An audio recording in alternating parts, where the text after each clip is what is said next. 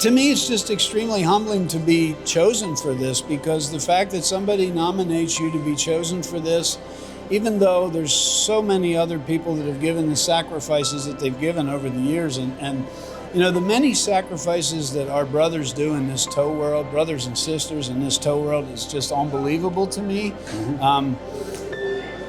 The rest of the world really doesn't understand the sacrifice that goes with it. The fact that, you know, all the times that you miss with your family and the people that really matter the most to you and the things that you should be doing. But if you go into the towing industry, you certainly are dedicated to service, and service is before self, always. So even though what you'd rather do with your family or whatever's going on at the time, there's somebody sitting along the road that needs you more. So you make the sacrifice. And I've always said that the hard part about it is you never know you have a day off till it's over. But, you know, it cuts into a lifestyle, but it's such an industry that needs to be celebrated.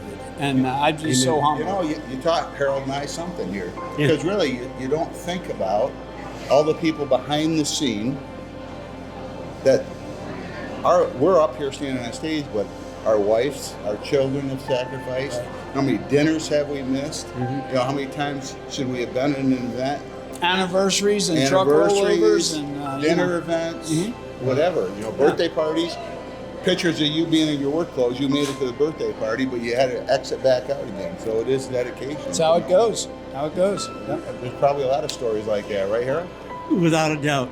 And it gives me great privilege because I worked for Ron Bressler and I know him as a man and a friend. But back in '03, when I was inducted, which will be 20 years next year, which I looked out into a crowd when I was the spokesperson for my class, and there was people like Ron. There was people like, and they were the ones that should have been on that stage before me. So it's a very humbling thing. And Ron is going to experience this, thank God, on Saturday night, to look out into that crowd, and he's going to pick out people. You're going to pick out people that you're going to say, oh, they're older than me. They should have been up here for years before me. And Tom, you've been through that. You know, I got 26 years. I was inducted in '95. And you look at it, and all of us can express this, but I kind of feel like being inducted in the Hall of Fame. Our fathers or grandfathers never put their arm around you and said, hey, Ron, we're proud of you. Because they never had those words to come out and say that. They meant to say it, but they could never tell us. And we kind of knew that feeling. And so I hope you experienced the same thing I did, and that is the towing industry saying, hey, Ron, we're proud of you. Hey, Harold, we're proud of you. Amen. That's really what it is for me. That's our great, colleagues telling us. That's so true. So true. So all I can say is it's a pleasure and a privilege to be next to a brother that's going to be inducted.